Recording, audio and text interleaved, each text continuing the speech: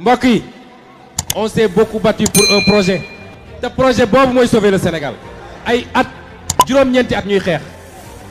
joxuñu nit xaalis. mais sox internet yi ñuy safoo di seetaan les talibé Sonko TV dal leen nag jàmm ci xibaar ki nga xam si moo di njiital Pastef di Ousmane Sonko moom nag instant bi ak wér gi yaramam nag mu ngi gën rek di jégge di doyo moom yi de président Ousmane Sonko ñi ko xamale ñoom ñoo di ñi nga xam si ne moom moo di ay jabaram ñoom rek ñoo ko xamale ba sax ci wetu gauche gi lañu gën a xamle ne daal Ousmane Sonko nee na daal dafay métti trop sax ba sentiratu ci dara moom mi nga xam si ne moom moo di Ousmane Sonko ba tax na nag ki nga xam moo di soxna Anna sax ak soxna Khady ñoom daal ñoo ngi ñaan njëkk nag ki nga xam moo di président Macky Sall ak Marème Faye Sall pour rek ñu mën a libérer ki nga xam se moo di seen jëkk ji nii di Ousmane Sonko ñu koy ñaan nag pour rek ñu mën ko libérer woy leen di abonné di like di partage. mbokk yi on s'est beaucoup battu pour un projet te projet boobu mooy sauver le Sénégal ay at juróom-ñeenti at ñuy xeex